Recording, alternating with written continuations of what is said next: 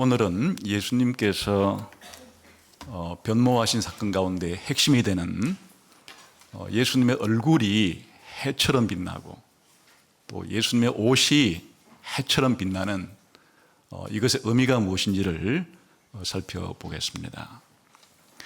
그냥 예수님 자신이 변모 혹은 변형, 변화되셨는데 그냥 빛이 되신 거죠. 그의 얼굴도 빛이고 옷도 빛이고 온통 빛으로 가득 찬 빛이신 예수님의 이 의미는 무엇일까 하는 것입니다. 우선 이 빛은 이 자연적인 빛만 하더라도 하나님께서 이 세상을 처음 창조하실 때 빛부터 만드셨죠. 그래서 빛과 어두움을 나누셨는데 이 빛은 우리의 이 피조물들의 삶, 특히 인간의 삶에 있어서 필수 불가결한 그런 요소죠. 우리들은 아침에 해가 떠야 이제 고대 사람들은 생활을 시작했고 또 해가 지면 일상의 삶을 멈추었습니다. 뿐만 아니라 이 빛이 있어야 식물이 살고 동물이 살고 생명체가 살아갈 수 있죠. 우리가 빛이 있어야 사물을 분별할 수 있고 또 빛은 모든 생명체를 온기를 주어서 살게 하고 또 온갖 좋은 것들을 주기 때문에 빛은 우리 인류의 삶에 있어서 아주 중요한 그런 요소입니다. 그래서 빛이 없는 곳에서도 우리는 인공의 빛을 만들어서 촛불이나 혹은 전기불을 만들어서 그런 자연의 빛의 역할을 대신할 수 있도록 그렇게 하고 있습니다. 빛이 우리 인간의 삶에 이렇게 중요한 영향을 미치다 보니까 빛을 비유적으로 상징적으로 많이 사용을 하게 됩니다. 빛이 우리 인간의 삶에 미치는 영향력을 상징적으로 표현할 때 첫 번째는 우리의 이 지적인 이해와 관련이 되어 있습니다. 진리를 깨닫는다든지 또 바른 지식을 이해를 통해서 얻게 되는 이런 것이 바로 우리가 빛을 얻는다 이렇게 표현을 하죠. 그 시편 119편 130절에 보게 되면 주의 말씀을 열면 빛이 비치어 우둔한 사람들을 깨닫게 하나이다. 그 빛이 비치지 않을 때는 어리석은 상태, 무지한 상태, 어두움 가운데 있다가 빛이 비치게 되면 우리가 깨닫게 되고 이해하게 되고 참된 지식을 얻고 진리를 깨닫게 되는 이런 진리를 깨닫게 되는 것과 연관이 있습니다. 또한 빛은 우리가 도덕적으로 혹은 윤리적으로 거룩하고 의롭게 바르게 살아가는 것과 연관이 되어 있기도 합니다. 어둠 가운데 살아간다는 것은 도덕적으로 불의한 일을 행하며 살아간다는 뜻이고 빛 가운데 살아간다고 하는 것은 우리가 윤리적으로 거룩하고 의롭게 살아간다는 그런 의미를 가집니다. 에베소서 5장 3절부터 14절에 보게 되면 8절에 이런 말이 있습니다. 너희가 전에는 어둠이더니 이제는 주 안에서 빛이라. 빛의 자녀들처럼 행하라. 예수님 믿기 이전에는 우리가 어두움의 자녀들로서 어두움 가운데서 행했다는 것인데 그때의 생활의 모습은 음행과 온갖 더러운 것과 탐욕스러운 생활을 했었다 이렇게 말합니다. 누추함과 어리석은 말이나 희롱의 말을 하면서 살아갔다 이렇게 말합니다. 음행하는 자나 더러운 자나 탐하는 자 곧 우상 숭배자는 빛의 나라인 하나님의 나라에 들어갈 수 없다. 이게 예수님 믿기 이전에 어두움의 자식들로서 어두움 속에 살아갈 때의 모습들을 이렇게 묘사를 합니다. 그러나 이제 예수님 믿고 빛의 자녀가 되어서 빛의 자녀처럼 빛 가운데서 행하는 것은 무엇을 말하는가? 빛의 열매는 모든 착함과 의로움과 진실함에 있다. 이렇게 진실하게 살고 착하게 살고 어렵게 살아가는 것이 빛 가운데 살아가는 것이다. 이렇게 이 빛을 우리의 윤리와 도덕의 빛이라 할 수 있겠죠. 그렇게 상징적으로 묘사하기도 합니다. 그러나 빛이 이렇게 지식의 빛 혹은 윤리의 빛을 넘어서서 영적으로 상징을 가지게 될 때는 구원을 얻는 것, 생명을 얻는 것과 연관해서 그렇게 상징적으로 사용이 됩니다. 시편 27편 1절에 보게 되면 여호와는 나의 빛이요 나의 구원이시니 내가 누구를 두려워하리요. 빛과 구원을 평행시키고 있습니다. 다시 말하면 여호와께서 나의 빛이라는 것은 다른 말로 말하면 여호와께서 나의 구원이란 뜻입니다. 여호와께서 나에게 빛을 주신다는 얘기는 여호와께서 나에게 구원을 주신다. 그런 말과 동의어가 되는 거죠. 이어서 여호와는 나의 생명의 능력이시니 내가 누구를 무서워하리요. 빛과 이 구원은 또다시 생명과 평행을 이루어서 여호와께서 나의 빛이란 얘기는 나의 구원이란 뜻이 되기도 하지만 나의 생명이란 뜻이 되기도 합니다. 그래서 요한복음 1장 4절에 보게 되면 그 안에 생명이 있었으니 이 생명은 사람들의 빛이라. 예수님께서 우리의 빛이 되신다는 것은 우리의 생명이 되신다. 그런 뜻이라는 겁니다.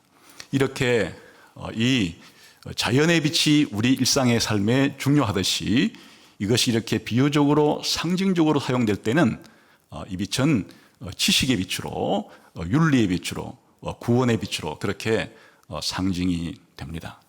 그런데 예수님께서 이 변화산에서 얼굴이 해처럼 빛나고 예수님의 옷이 해처럼 빛나게 된 이 빛은 자연의 빛도 아니고 인공의 빛도 아니죠. 이것은 하나님께서 이 자연계에 있는 그런 빛이 아니라 또 사람이 만들어낸 빛이 아니라 초자연적인 빛을 예수님께 허락을 하신 경우죠. 이런 경우들이 성경에서 종종 등장을 하는데 이런 초자연적인 빛의 경우는 구약시대 때 하나님께서 모세에게 시내산에서 모세를 부르면서 나타나실 때 불타는 떨기나무 가운데 그렇게 나타나셨을 때 그 떨기나무는 자연적인 불이 아니죠. 사람이 만든 인공적인 불도 아니라 초자연적인 그런 불 가운데서 나타났음을 볼 수 있습니다.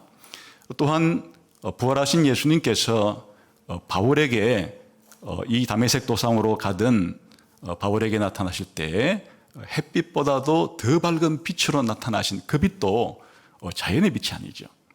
초자연적인 이런 빛을 의미하듯이 예수님께서 그의 얼굴이 해처럼 빛나고 그의 옷이 해처럼 빛나게 된 이 빛도 초자연적인 그런 빛입니다. 그렇다면 예수님의 얼굴과 옷이 해처럼 빛나게 된 이 초자연적인 빛을 왜 이 시기에 그렇게 제자들에게 보여주셨을까?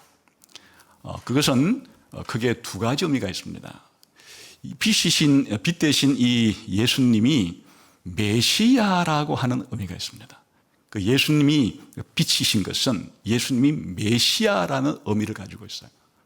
두 번째는 이렇게 예수님이 빛나는 얼굴을 하시고 빛나는 옷을 이렇게 하나님이 허락해 주신 이 두 번째 이유는 예수님이 하나님이라고 하는 예수님의 신성의 빛을 보여주는 것입니다. 그래서 예수님의 얼굴과 옷이 해처럼 빛나게 된 빛이신 예수님의 본질적인 의미는 예수님의 신분과 사역을 보여주는 것인데 예수님이 하나님이시라는 것, 예수님이 메시아라는 것을 예수님의 이 빛을 통해서 우리에게 알려주는 그런 역할을 하는 것입니다. 그래서 오늘은 예수님의 얼굴과 옷이 해처럼 빛난 빛이신 예수님의 이 의미를 메시아적인 빛, 그리고 신성의 빛이라고 하는 두 가지 차원에서 살펴보고 이것을 우리가 어떻게 적용하고 살아가면 좋겠는가 하는 것을 생각해 보도록 하겠습니다. 우선 이제 구약 성경에 보게 되면 하나님께서는 구약 성경을 통해서 앞으로 메시아를 보내주겠다는 약속을 합니다. 구약 성경의 가장 중요한 핵심은 하나님이 보내주시겠다고 약속한 메시아가 오시기를 기다리는 것이에요. 그런데 하나님이 보내주시기로 약속한 이 메시아를 설명하는 많은 내용들이 있는데 중요한 것은 이 메시아를 빛으로 묘사한다는 것이에요. 우리 다 같이 한번 이사야 42장을 한번 같이 보도록 하겠습니다. 구약 성경 이사야 42장 1절부터 9절까지를 한번 보겠습니다.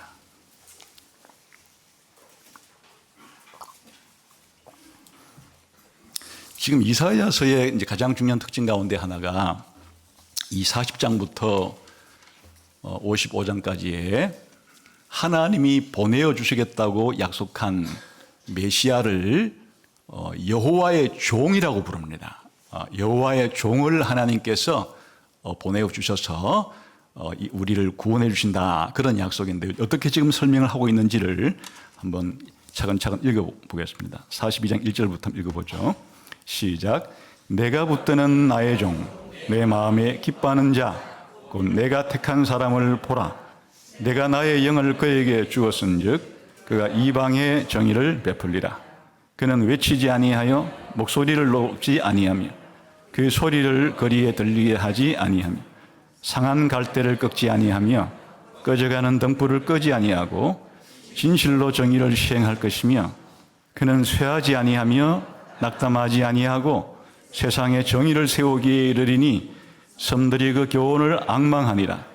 하늘을 창조하여 펴시고 땅과 그 소산을 내시며 땅 위의 백성에게 호흡을 주시며 땅에 행하는 자에게 영을 주시는 하나님 여호와께서 이같이 말씀하시되 나 여호와가 의로 너를 불렀은즉 내가 내 손을 잡아 너를 보호하여 너를 세워 백성의 언약과 이방의 빛이 되게 하리니. 지금 하나님께서는 나의 종 여호와의 종을 세워서 그에게 성령을 부어주고 그로 하여금 뭘 만들려고 하는가 하니까 이방의 빛이 되게 하겠다. 이 여호와의 종이라는 표현 자체가 메시아를 가리키는 것인데 오실 메시아를 지금 뭐로 묘사하고 있는가 하면 바로 빛으로 묘사하고 있죠. 이방의 빛이라. 이방의 빛으로 묘사한 좀 구체적인 내용은 그 다음부터 나와요. 7절부터 7절 한번 읽어봅시다. 7, 8, 9절 시작. 내가 눈먼 자들의 눈을 밝히며 갇힌 자를 감옥에서 끌어내며 흑암에 앉은 자를 감방에서 나오게 하리라. 나는 여호와이니 이는 내 이름이라. 나는 내 영광을 다른 자에게 내 찬송을 우상에게 주지 아니하리라. 보라, 전에 예언한 일이 이미 이루어졌느니라. 이제 내가 새 일을 알리노라. 그 일이 시작되기 전이라도 너희에게 이르노라. 지금 하나님이 새 일을 벌리시려고 하는 거예요. 하나님이 새 일, 새 창조를 일으키시려고 하는데 누굴 통해서 그렇게 하려고 하시는가 하니까 바로 하나님이 여호와의 종이라고 부르는 이 인물을 통해서 하겠다는 것인데 여호와의 종이라 불리는 이 인물은 이방의 빛이 되어서 눈먼 자들에게 빛을 보게 하고 갇힌 자들을 해방시켜주고 이런 구원을 베풀게 될 것이다. 여기서 오늘 중요한 핵심은 이 오실 메시아, 여호와의 종으로 불린 이 메시아를 빛으로 부른다는 것이에요. 그런데 예수님께서 이 땅에 오셨을 때 바로 이 이방의 빛이 누구냐? 바로 예수님이 메시아로 이 땅에 오셨을 때 메시아 되신 예수님을 바로 이 이방의 빛으로 부른다는 것이에요. 누가복음 2장 32절에 보게 되면 예수님이 이 땅에 메시아로 오셨을 때 이제 예수님의 육신의 부모가 성전에 예수님을 데리고 갔습니다. 율법에 따라서 이제 예수님을 봉헌하기 위해서 갔는데, 그때 아주 나이가 많았던 시므온이 하나님께로부터 메시아가 온다는 그런 약속을 받고 기다리다가 이 성전에서 아기 예수님을 맞닥뜨렸어요. 그래서 시므온이 아기를 안고 하나님께 찬송하여 이르기에 뭐라고 말하는가 하면, 내 눈이 주의 구원을 보았사오니 이는 만민 앞에 예비하신 것이요 이방을 비추는 빛이요 주의 백성 이스라엘의 영광이니이다. 그러니까 시므온이라고 하는 하나님의 약속을 받은 이 분이 메시아로 오신 아기 예수님을 안고서 바로 이 아기 예수가, 바로 자기가 안고 있는 이 아이가 이사야 42장 6절에 약속되고 예고된 그 이방의 빛이다. 이렇게 예수님이 메시아로 오셨는데 그 메시아 되신 예수님이 이방의 빛이라고 그렇게 말하고 있는 것이에요. 이뿐이 아닙니다. 이사야 9장 1, 2절을 같이 한번 읽어보겠습니다.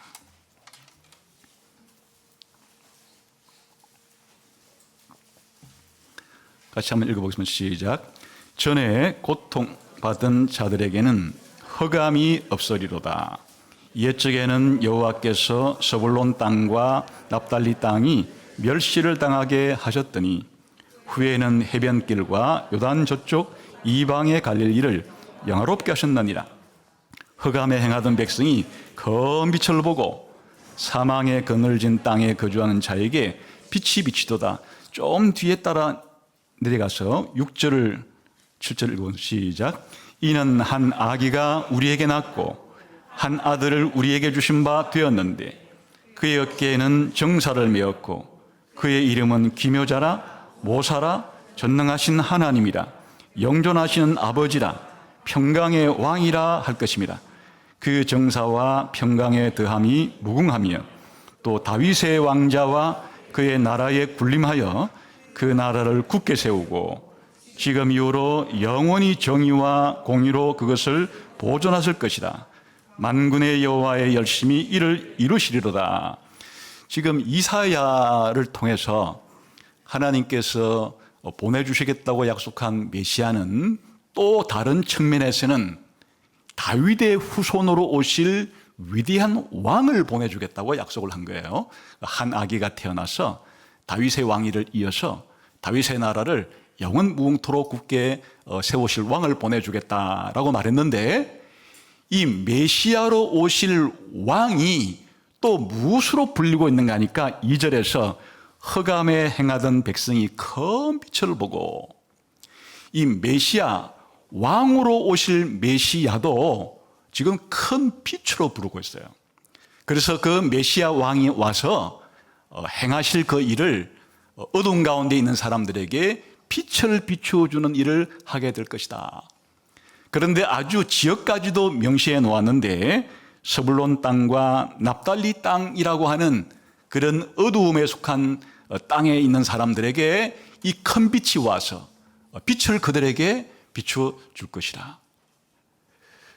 이사야가 하나님께 계시를 받아서 오실 메시아를 묘사할 때 한편으로서는 여호와의 종으로 묘사하고 한편으로서는 다윗의 후손으로 오실 메시아 왕으로 묘사했는데 둘 다 빛으로 이 메시아를 묘사하고 있다는 겁니다. 이 왕으로 오실 메시아도 예수님께서 바로 예수님 자신이 이 왕으로 오실 메시아이시다 하는 것을 이제 말씀을 하는 구절이 있습니다. 마태복음 4장 15절에서 16절을 보게 되면 예수님께서 이제 갈릴리에서 사역을 이제 시작을 했습니다. 그럴 때 어떤 지역에서 했는가 하니까 나사렛을 떠나 스불론과 납달리 지경 해변에 있는 가브나움에서 가서 사시니 이는 선지자 이사야를 통하여 하신 말씀을 이루려 하심이라. 일렀으되 스불론 땅과 납달리 땅과 요단강 저편 해변길과 이방의 갈릴리여, 흑암에 앉은 백성이 큰 빛을 보았고 사망의 땅과 그늘에 앉은 자들에게 빛이 비치었도다 하였느니라. 지금 예수님께서 이제 메시아로 오셔서 갈릴리 지방에서 메시아의 사역을 시작했습니다. 그런데 이 갈릴리에서 사역한 이것을 마태는 지금 무엇이라고 설명하고 있는 거 아닙니까? 이게 바로 이사야서 9장 2절에 예고된 이방의 갈릴리에 큰 빛으로 오신 그 빛이 와서 이제 이방의 갈릴리 지역에 빛을 비추기 시작했다. 이렇게 예수님, 메시아이신 예수님이 바로 왕이신 메시아가 큰 빛으로 와서 빛을 비출 것이 예수님께 이루어졌다. 이렇게 설명을 해요. 그 이후에 보게 되면 이제 예수님이 갈릴리 바다에서 베드로와 안드레와 야고보와 요한을 제자로 부르신 장면이 나오고, 또 각종 병든 자들을 고치시는 장면이 나오고, 또 각 지방에서 가서 예수님이 하나님 나라 복음을 전하는 얘기가 나오고, 그러니까 예수님께서 제자를 부르고 또 하나님의 복음을 선포하고 병자를 고치고 귀신을 쫓아내고 하는 이 일들이 왕이신 메시아가 큰 빛으로 와서 빛을 비추는 일로 그렇게 설명을 하고 있는 겁니다. 그래서 구약에서 오실 메시아에 대한 수많은 예언들을 딱 두 가지로 종합하자 그러면 왕처럼 오실 메시아 아니면 종처럼 오실 메시아, 이 두 가지의 메시아의 오심이 전부 다 빛으로 설명이 되시고, 그러므로 예수님께서는 메시아로서 빛으로 이 세상에 오셨다 하는 것이 성경의 증언이에요. 그래서 예수님께서 이와 같이 이 변모의 산, 변화의 산에서 예수님의 얼굴이 해처럼 빛나게 된, 그리고 예수님의 옷이 해처럼 빛나게 된 것은 바로 예수님이 구약성경에 예고되었던 그 메시아라는 사실을 가장 강력하게 증언해 주는 그런 역할을 하는 겁니다. 메시아이신 예수님이 이 땅에 오셨을 때에 우리 인간의 육체를 입으시고 완전한 인간이 되셨죠. 사실은 예수님이 성육신하신 이후에 예수님은 선지자처럼 혹은 제사장처럼 혹은 왕처럼 사역을 하시면서 진리를 가르쳐 주시고 또 우리의 죄를 다 속죄해 주고 생명을 주시고 또 우리가 하나님의 명령대로 살아갈 수 있도록 그렇게 해 주시는 이런 예수님의 선지자적이고 제사장적이고 왕적인 메시아 사역이 전부 다 빛 대신 예수님이 빛의 사역을 하신 거나 마찬가지예요.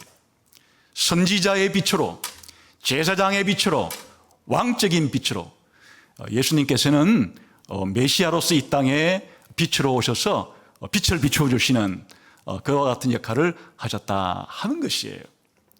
이것은 예수님이 이 땅에 계셨을 때만이 아니라 사실 이제 본격적으로 부활하신 이후에 하나님 보좌 우편에 올라가신 다음부터는 이제 다시 오실 때까지 천상에 계시면서 하늘에 계시면서 영구한 선지자로서 영구한 대제사장으로서 영원한 왕으로서 지금도 우리들에게 이와 같은 빛을 비추는 사역을 행하고 계시다 하는 것을 예수님께서 이제 십자가에 죽으시고 부활하시고 승천하시기 전에 이 변화산에서, 이 변모의 산에서 예수님의 얼굴이 해처럼 빛나는 모습을 통해서, 예수님의 옷이 해처럼 빛나는 모습을 통해서 예수님이 누구시냐?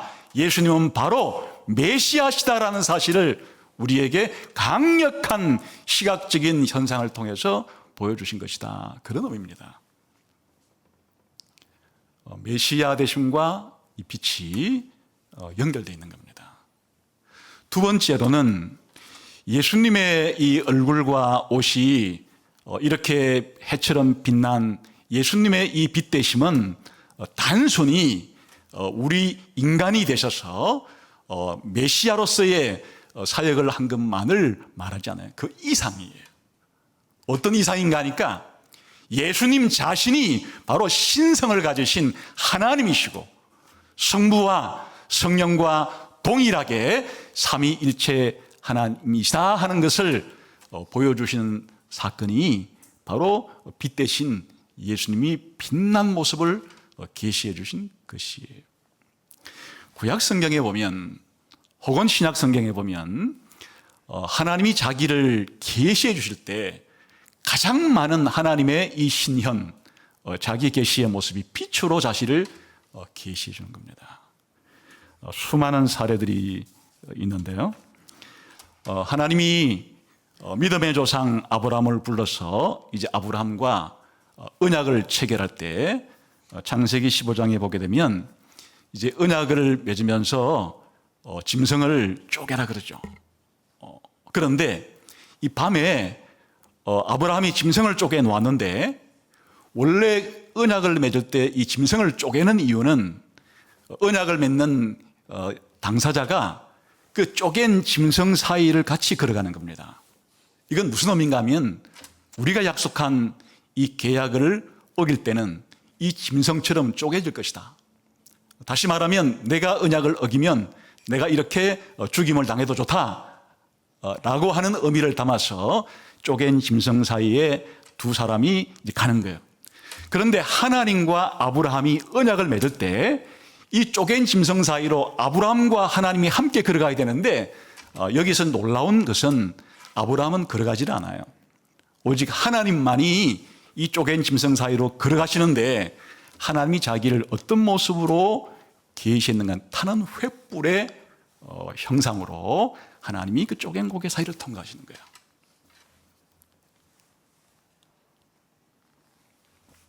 창세기 15장 7절에 보면 해가 져서 어두울 때에 연기 나는 화로가 보이며 타는 횃불이 쪼갠 고기 사이로 지나더라. 다시 말하면 아브라함과 언약을 맺을 때 하나님은 자기를 어떻게 계시해 줬는가 하니까 횃불로서 자기 자신을 빛으로서 아브라함에게 계시를 해 주었다. 그런 뜻이에요. 한 역사가 400년이 지나서 이번에 하나님께서 모세를 불러서 출애굽의 사역자로 삼으시려고 할 때 하나님은 시내산에서 모세를 부르실 때 여러분 잘 아시죠? 어떻게 모세에게 자기 자신을 나타냈습니까? 타는 떨기나무의 모습으로 불을 타고는 있지만은 사라지지 않는 불타는 떨기나무의 모습을 통해서 하나님께서는 모세에게 자기를 계시해 주었어요. 불타는 떨기나무 가운데서 모세를 부르신 하나님.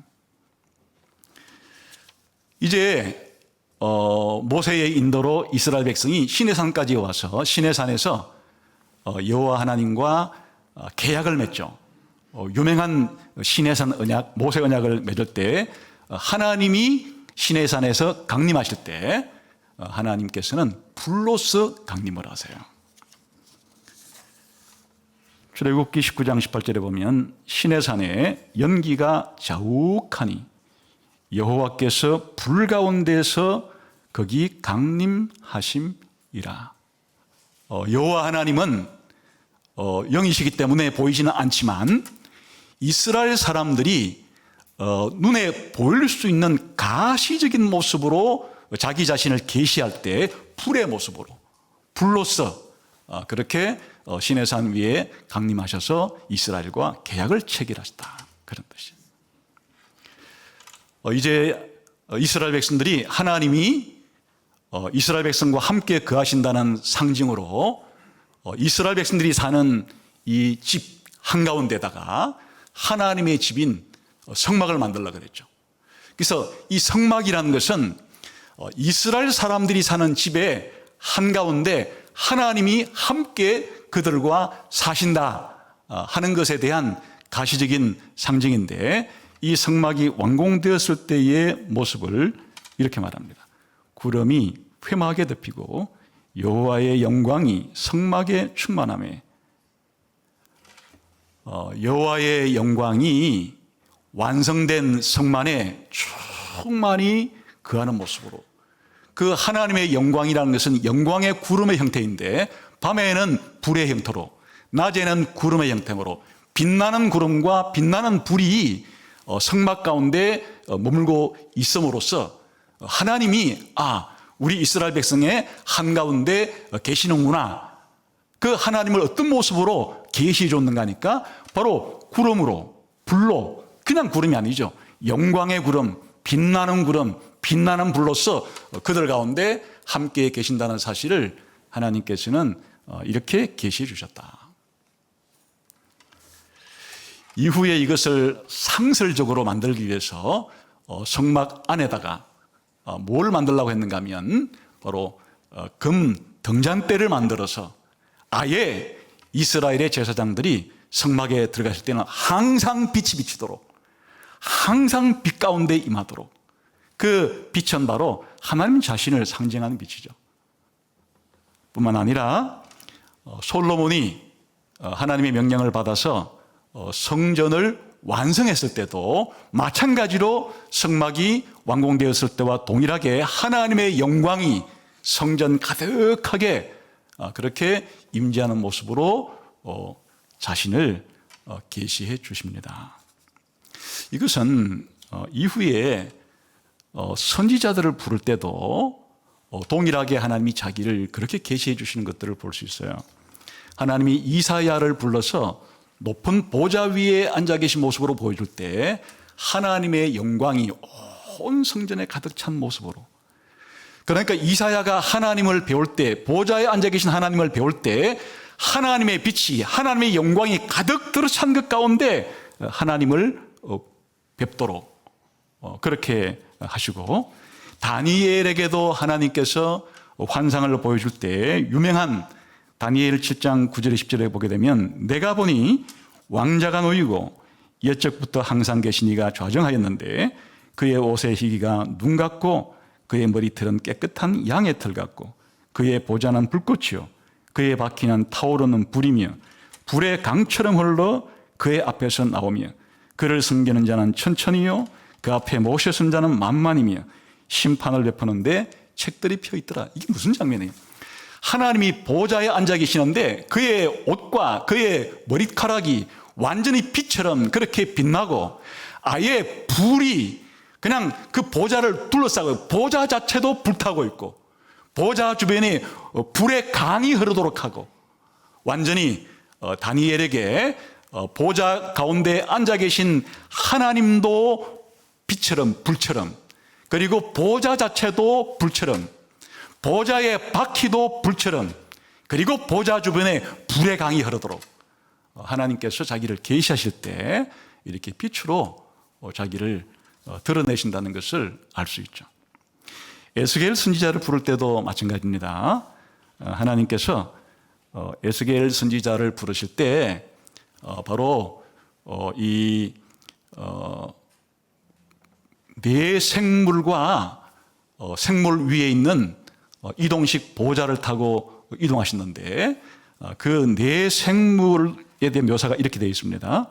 내가 보니 생물들의 모양은 타는 숯불과 횃불 모양 같은데 그 불이 그 생물 사이에서 오르락 내리락 하며 그 불은 광채가 있고 그 가운데 번개가 있으며 하나님이 타고 오시는 이 하나님의 이동식 보좌를 수행하고 있는 이 네 생물이 있는데 네 생물 자체를 불처럼 묘사를 하고 있는 것이에요. 그리고 그 네 생물 위에 하나님의 보좌를 설치했는데 그 보좌를 어떻게 묘사하고 있는가? 27절, 28절에 보게 되면 내가 보니 그 허리 위의 모양은 단쇠 같아서 그 속과 주위가 불 같고 내가 보니 그 허리 아래의 모양도 불 같아서 사방으로 광채가 나며 그 사방 광채의 모양은 비 오는 날 구름에 있는 무지개 같으니 이는 여호와의 영광의 형상의 모양이라. 무슨 뜻이에요?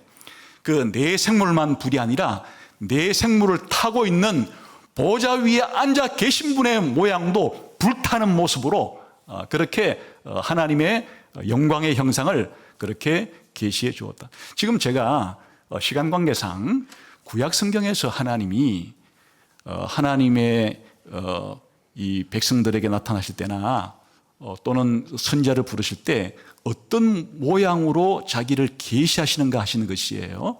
빛처럼 불로써 그렇게 하나님이 자기를 계시하시는 것이 하나님의 계시의 가장 주된 모습이에요.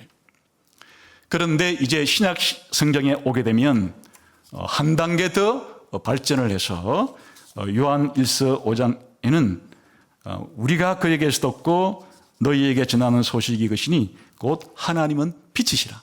아예 그냥 하나님을 빛으로 묘사하는 것이에요.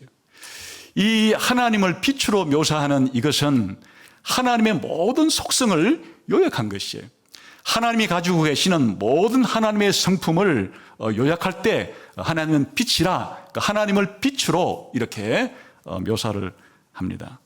야고보서 1장 17절에서는 온갖 좋은 은사와 온전한 선물이 다 위로부터 빛들의 아버지께로부터 내려오나니, 아예 하나님을 아버지를 이 빛들의 아버지다 이렇게 묘사를 해요. 디모데전서 6장 16절에서는 오직 그에게만 죽지 아니함이 있고 가까이 가지 못할 빛에 거하시고 어떤 사람도 보지 못하였고 또 볼 수 없는 이시니 그에게 존귀와 영원한 권능을 돌릴지어다. 아멘. 하나님께 존귀와 영광을 돌려야 되는데 하나님께서 어떤 모습을 하고 계신가 하니까 빛 가운데 계신다. 아예 하나님이 빛 가운데 계시고 빛들의 아버지시고 아예 빛이라, 이렇게 하나님을 빛과 연관시켜서 그렇게 설명을 합니다. 그래서 새하늘과 새 땅, 새 예루살렘에 가게 되면 요한계시록 22장 5절에는 놀라운 말이 하나 나오는데, 그 새 예루살렘에는 다시 밤이 없겠고 등불과 햇빛이 쓸데없으니 이는 주 하나님이 그들에게 빛이심이라. 아예 새하늘과 새 땅, 영원한 천국에는 햇볕도 필요 없고 등불도 필요 없고 하나님께서 창세기 1장 3절에 만든 인공적인 그와 같은 햇빛이든지 달빛이든지 별빛 같은 이런 하나님이 창조한 빛이 더 이상 필요 없다. 그 사람들이 만들어낸 등불 같은 인공의 빛도 필요 없다. 왜냐하면 하나님 자신이 그냥 빛으로서 영원한 천국에서 영원 뭉토록 빛을 비추어 주실 것이기 때문에 창조의 빛조차도 필요 없을 정도로 하나님 자신이 빛으로서 온 천국을 빛나게 비추어 주신다. 이게 성경에서 하나님을 묘사하는 가장 중요한 방식이에요. 하나님과 빛의 연관성. 이것이 뭘 말해주는가 하니까 바로 예수님께서 이 변모의 산 변화산에서 예수님의 얼굴이, 예수님의 몸이 해처럼 빛나고 예수님의 옷이 해처럼 빛나는 빛이 된 이 예수님은 무엇을 상징하려고 하는 것인가? 예수님이 바로 빛이신 하나님이라는 것을 우리에게 보여주신 것이에요. 예수님이 하나님이라고 하는 강력한 시각적인 그와 같은 증거를 뭘 통해 보시는가 하니까 말로써 예수님은 하나님이시다, 이것을 그냥 눈에 보이게끔 예수님이 빛이 된 모습을 통해서 성경은 우리들에게 예수님이 빛으로 묘사된 하나님과 동등한 하나님이라는 사실을 우리들에게 가르쳐주는 놀라운 시각적인 증거입니다. 그래서 예수님을 이 빛으로 묘사하는 것은 여기만 그런 것이 아니죠. 이후에 예수님께서는 사울을 불러서 이방인의 빛으로 삼으려고 하실 때도 햇볕이 있는 낮에 햇볕이 아니고 햇볕보다도 더 강력한 빛으로 사도 바울에게 비추어서 사도 바울이 눈이 멀어버리는, 이 빛은 하나님이 만드신 창조의 빛이 아니죠. 하나님 자신의 빛을 가리키는 것이에요. 예수님께서 이 사울을 불러서 눈이 멀게 할 정도로 빛 가운데 자기 자신을 계시하신 이 빛은 예수님 자신이 하나님으로서의 이 본성을 가지고 계시는 하나님이신 그런 분이라는 사실을 시각적으로 그렇게 보여주신 변화산에서의 변화하신 예수님과 동일한 의미예요. 이후에 예수님은 사도 요한을 한 번 더 이런 경험을 하게 하죠. 요한계시록을 쓰기 전에 밤모섬에서 예수님은 얼굴이 해처럼 빛나는 모습으로, 그의 눈이 불꽃 같은 모습으로 다시 한번 사도 요한을 부르실 때 해처럼 밝게 빛나는 얼굴의 모양을 가지고 사도 요한을 부르셨어요. 그러니까 이것이 의미하는 바는 무엇인가 하면 예수님께서 바로 변모의 이 산에서 해처럼 빛난 이것은 예수님이 메시아 정도가 아니라, 메시아는 인간성이 있어야 되는 거예요. 인간성을 가지고 있는 그런 존재가 메시아로서 사역할 수 있는 조건이지만, 예수님의 이 빛은 신성의 빛을 의미하는 것이죠. 원래 예수님께서는 성육신에서 메시아로 이 땅 오시기 전에도 빛이었던 것이에요. 예수님께서 하늘에 계실 때 하나님의 아들로서 예수님 자신도 빛이셨던 것이에요. 그 빛이신 하나님의 아들이 성육신에서 메시아가 되신 것이에요. 그러니까 예수님의 이 빛은 선재하실 때의 그 예수님의 빛, 신성의 빛, 영원한 하나님의 아들로서의 신성을 가지고 있는 그런 빛을 보여주시는 것이 바로 예수님께서 변화산에서 그의 얼굴과 옷이 해처럼 빛나게 된 중요한 의미입니다. 그래서 사실은 이제 사도 요한이 예수님의 해처럼 빛나는 이 모습의 산 증인인데, 우리가 지난번에 살펴보았던 것처럼 세 증인 가운데 야고보는 일찍 죽었다 그랬죠. 베드로, 야고보, 요한 가운데 베드로 전후서를 쓰면서 베드로 후서에서 자기가 거룩한 산에서 이 영광을 보았다, 아주 짤막한 2절 정도로만 자신의 이 경험을 소개하는데, 사도 요한은 요한복음 전체에서 자신이 변화산에서 보았던 예수님의 이 영광스러운 빛 대신 이 모습을 요한복음 전체를 통해서 표현했어요. 우리 한번 요한복음 전체의 핵심이 되는 요한복음 서론을 한번 읽어봅시다. 요한복음 1장 한번 가보겠어요?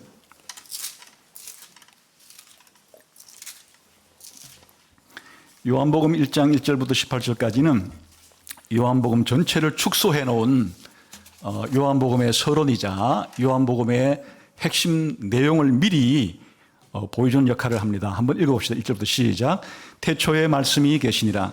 이 말씀이 하나님과 함께 계셨으니 이 말씀은 곧 하나님이시니라. 그가 태초에 하나님과 함께 계셨고 만물이 그로 말미암아 지은 바 되었으니 지은 것이 하나도 그가 없이는 된 것이 없느니라. 그 안에 생명이 있었으니 이 생명은 사람들의 빛이라.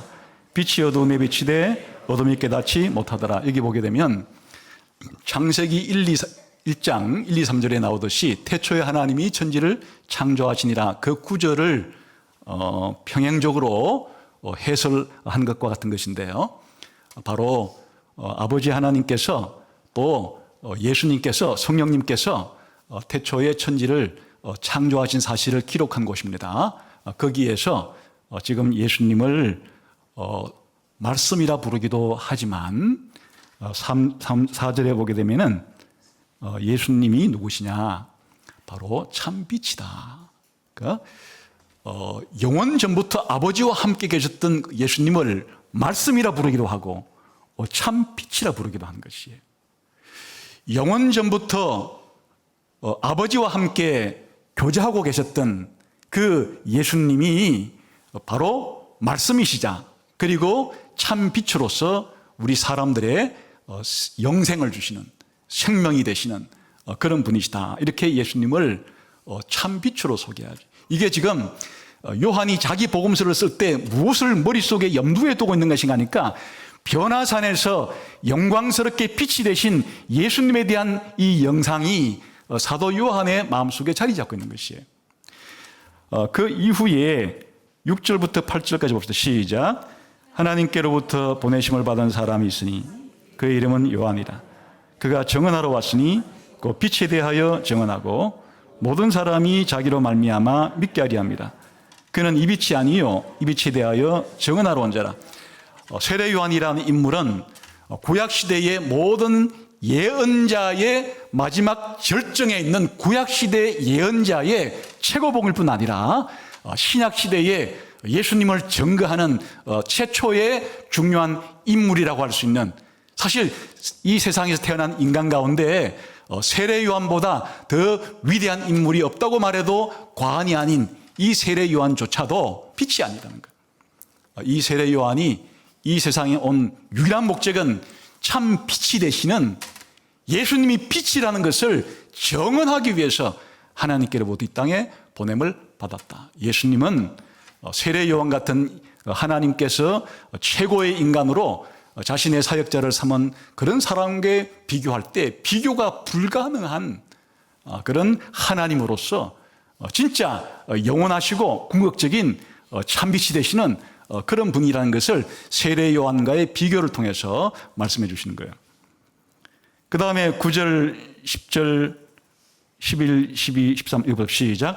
참빛 곧 세상에 와서 각 사람에게 비추는 빛이 있었나니 그가 세상에 계셨으며 세상은 그로 말미암아 지은 바 되었으되 세상이 그를 알지 못하였고 자기 땅에 오매 자기 백성이 영접하지 아니하였으나 영접하는 자 곧 그 이름을 믿는 자들에게는 하나님의 자녀가 되는 권세를 주셨으니 이는 혈통으로나 육정으로나 사람의 뜻으로 나지 아니하고 오직 하나님께로부터 난 자들이니라. 영원 전부터 계셨던 참 빛이 드디어 이 세상에 왔다는 것이에요. 그 참빛이 이 세상에 와서 빛을 비추니까 이 참빛 되시는 예수님의 빛의 비춤을 보고서 사람들의 반응이 둘로 갈라진 것이에요. 어떤 사람들은 이 빛을 배척한 것이에요. 예수님을 배척했다는 것은 빛을 받아들이지 않았다는 얘기예요. 여전히 어둠 가운데 있다는 뜻이고, 그러나 일단의 사람들은 빛 대신 예수님을 받아들임으로써 자신들도 빛이 되고 자신들도 빛 가운데 거하게 된 사람들이 있는데, 이걸 다른 말로 말하면 예수님을 영접한 사람들이다, 그런 뜻이에요. 사실은 이제 요한복음 전체가 바로 두 부류의 사람들에 대한 기록을 하는데 12장까지는 예수님께서 빛이라는 사실을 끊임없이 대중들에게 그렇게 계시하는 역할을 하지만은 유대인들이 빛 대신 예수님을 거절하고 거부하고 그렇게 해요. 그 이유 자체는 자기들이 어두움 가운데 있으니까 빛으로 나가기를 싫어하는 거예요. 빛을 받아들이지 않는 것이, 그것은 자기가 어두움이고 어둠 가운데 있다는 사실을 증거하게 되는 것이에요. 그러나 예수님을 믿은 사람들은 이제 빛을 받아들여서 빛의 자녀들이 되고 빛 가운데 걸어가는 사람들이 되게 된 것이 13장부터 마지막 장까지는 제자들이 바로 그런 사람들이라는 것을 보여주는 거예요. 그러니까 이 요한복음 자체가 이렇게 예수님이 빛이시며 예수님이 창세 전부터 빛이셨지만은 그 빛이 이제 이 세상에 오셨다. 그 오신 빛이 이 세상에 비치게 될 때 사람들은 빛이신 예수님에 대해서 두 부류의 반응을 보이게 되는데, 참빛 되신 예수님을 믿고 받아들인 사람은 영생을 얻게 될 것이고, 빛 되신 예수님을 거절하고 배척하고 믿지 않는 사람들은 여전히 어두운 가운데 있으면서 멸망하게 될 것이다. 이게 요한복음의 메시지예요. 그러니까 사도 요한은 요한복음 전체를 변화산에서의 빛 되신 예수님에 대한 해설이라고 해도 과언이 아닌 것이에요. 여러분, 이것을 우리가 적용하자면 어떻게 적용할 수 있을까요? 먼저 하나님이신 빛, 영원한 신성의 빛을 묘사하고 있는 예수님의 이 빛은 사실은 예수님만이 빛이 아니고 아버지도 빛이시고 성령님도 빛이라고 하는, 아버지와 아들과 성령님이 바로 빛으로서는 하나이시지만은 그럼에도 불구하고 아버지로서의 빛의 역할이 아들로서의 빛의 역할과 성령으로서의 빛의 역할과는 구분되는, 하나님 자신이 빛이기 때문에 아버지도 빛이고 아들도 빛이고 성령도 빛이나, 그러나 아들의 빛과 아버지의 빛과 성령의 빛은 구별할 수 있어야 된다. 삼위일체에 대한 중요한 가르침을 우리에게 주는 것이에요. 아버지는 빛으로서 어떤 역할을 하시게 되는가 하면, 성경에 보면 우리 신자들을 빛의 자녀로 선택한 분이 아버지예요. 아버지 하나님은 빛으로서 우리들에게 어떤 역할을 하시는가 하니까 우리들을 빛의 자녀로 선택하시는 역할을 하시고, 어두움의 영역에 있던 우리들을 빛의 나라로 데리고 오신 분이 아버지가 빛으로 사신 역할이에요.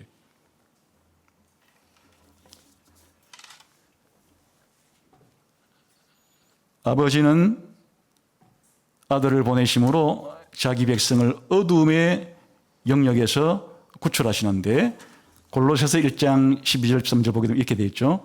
우리로 하여금 빛 가운데서 성도의 기업의 부분을 얻기에 합당하게 하신 아버지께 감사하게 하시기를 원하노라. 그가 우리를 흑암의 권세, 어두움의 권세에서 건져내사 그의 사랑의 아들의 나라로 옮겼다.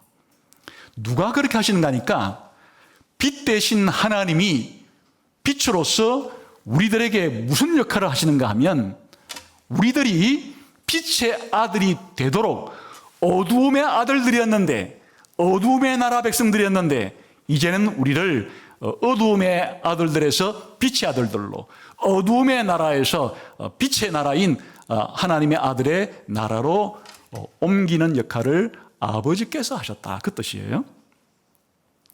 예수님은 자기 자신을 나는 이 세상의 빛이라, 누구든지 이 빛 가운데 거하면 영생을 얻게 될 것이다. 예수님 자신이 자기 자신을 빛으로 말씀하신 것은 예수님이 우리에게 직접 계시해 주시고 우리를 구원해 주시는, 영생을 주시는 이 역할을 빛 대신 예수님이 하시는 거예요. 그러나 성령님께서는 어떻게 빛으로 역사하시는가 하니까, 우리 신자들이 눈을 밝혀서 신자들의 눈이 떠여져서 이제는 빛 대신 예수님을 보게 하고 빛 대신 하나님을 알게 하는 방식으로 성령님은 우리의 눈을 열어서 빛을 비추어 주셔서 우리가 빛을 보게 하시는 역할을 하신다.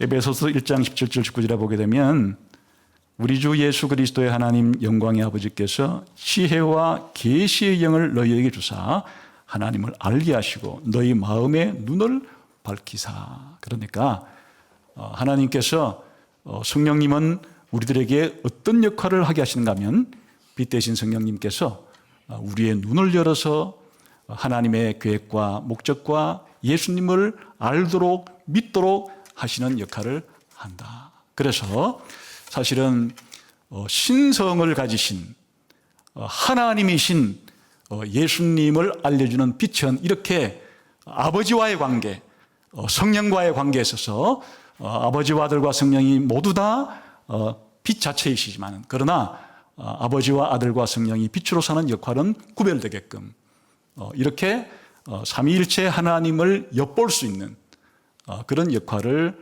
하게 하시니까, 예수님이 하나님으로서의 빛이다 하는 것은 삼위 하나님 사이의 관계를 이해할 수 있도록 우리를 도와주는 겁니다. 그러나 메시아로서의 예수님, 우리를 구속해 주시는 메시아로서의 예수님은 어떻게 우리에게 적용하면 좋은 것인가? 바로 요한복음이 잘 적용을 해 주었다 그랬죠. 이 메시아로서 참빛 되신 예수님이 이 땅에 오셔서 메시아로서의 빛을 비추었을 때 사람들의 반응은 빛과 어둠으로 양분되게 되어 있다. 왜 예수님을 믿으면 영생을 얻는가? 왜 예수님을 믿지 않으면 영생을 받지 못하고 멸망하는가? 그 이유는 예수님이 빛이시기 때문이에요. 예수님이 메시아로서의 빛을 우리에게 비추셔서 우리가 구원받는 데 필요한 모든 것들을 다 해주셨기 때문이에요. 하나님의 뜻을 알려주시고 우리의 죄를 용서해 주시고 우리에게 영생을 줄 수 있는 모든 기초를 예수님께서 메시아의 빛으로서 빛을 비추심으로써 다 해주셨기 때문에 그냥 예수님은 이 세상에 있는 다른 여러 훌륭한 사람 가운데 하나가 아니에요. 유일한 하나님과 우리 사이의 중보자로서 예수님을 믿어야만 영생을 얻고 죄 용서를 얻고 천국에 갈 수 있는 것은 예수님이 메시아이기 때문에 메시아의 빛을 우리 가운데 비춰주셨기 때문에 그런데 그 예수님께서 어떻게 메시아가 될 수가 있는가? 그것은 예수님이 바로 신성의 빛을 가지고 있기 때문에 예수님이 하나님으로서 아버지와 성령과 동등한 그러나 위격적으로 구별되는 삼위일체 하나님 가운데 하나님의 아들이시기 때문에 메시아가 될 수가 있었던 거죠. 그래서 예수님을 믿으면 빛의 자녀가 되고 빛 가운데 걷게 되고 그리고 영생을 얻게 되는 것이고 예수님을 믿지 않으면 빛을 거부한 것이고 빛을 거부했기 때문에 영원한 어둠 가운데 계속 있게 되는 것이고 영원한 형벌을 받을 수밖에 없는 어둠의 왕국에서 영혼을 보낼 수밖에 없게 된다. 예수님은 하나님이신 동시에 예수님은 인성을 가진 메시아시다 하는 이 놀라운 사실이 아버지와 아들과의 관계 속에서 우리와의 관계 속에서 이렇게 적용을 할 수가 있겠습니다. 사실 이게 신약 성경이 가르쳐주는 예수님에 대한 핵심이에요. 그냥 신구약 성경이 예수님이 누구신가, 예수님이 무슨 일을 하러 오셨는가를 소개할 때 바로 빛 대신 예수님 속에 농축하고 압축하고 요약해서 예수님은 바로 하나님이시자 삼위일체 하나님의 제2위이신 하나님의 아들이자 우리의 구속을 위한 메시아시다 하는 사실을 빛이신 예수님을 통해서 시각적으로 볼 수 있도록 시각을 통해서 예수님의 메시아 되심과 하나님의 아들 되심을 볼 수 있도록 한 것이 바로 이 예수님의 변모 사건의 핵심이 된다 그런 뜻입니다. 이제 우리가 예수님께 나아갈 때마다 이 세상에 살아갈 때 어두움에 가득 들어찬 이 세상에 살아갈 때 왜 예수님을 믿지 않는 사람들은 이 세상을 살아가는 데는 지혜로운 것 같은데 왜 영적인 일에 대해서는 완전히 시각장애인인가? 완전한 소경인가? 어찌해서 하나님이 존재하신다는 사실을 이토록 모를 수가 있는가? 어떻게 하나님이 이 세상을 창조하시고 지금도 이끌어 가신다는 사실에 대해서 이토록 무지할 수 있는가? 어떻게 하나님을 믿지도 않고 사랑하지도 않고 하나님의 뜻에 반대되는 일만 골라서 할 수가 있는가? 그것은 바로 불신자들이 어두움 가운데 있기 때문에 어두움의 자식들로 여전히 있기 때문에 그래서 이 세상은 자연적인 그런 빛들은 지금 인공의 빛을 통해서 더 예전보다는 많아졌고 또한 지식의 빛과 윤리의 빛에 대해서는 더 많은 빛이 비치고 있음에도 불구하고 영적으로는 완전히 이 세상은 어두움이라고 하는 성경의 진리가 우리들에게 여전히 유효한 것이에요. 그러나 오늘 저와 여러분들은 어떻게 해서 하나님이 이렇게 빛이시고 아버지와 아들과 성령께서 빛을 창조하셨고 또한 장차 영원한 나라에서 창조한 빛이 없을 정도로 영원한 빛을 비춰주시면서 우리 가운데 은혜를 베풀어 주실 것인가 이런 놀라운 사실을 어떻게 알게 되었나? 아버지와 아들과 성령의 협동사역을 통해서 우리가 성령에 의해서 우리의 눈이 열리게 되고 빛 대신 예수님을 보게 되고 예수님을 통해서 빛 대신 아버지께 나아갈 수 있게 되었기 때문에 이와 같은 언택을 입게 되었다. 빛의 자녀들로서 여러분 이 땅에 살아있는 동안에 빛의 열매를 잘 맺으면서 영원한 빛의 나라를 꿈꾸면서 소망하며 살아가게 되시는 여러분 되시기를 주님의 이름으로 축원합니다. 기도하겠습니다.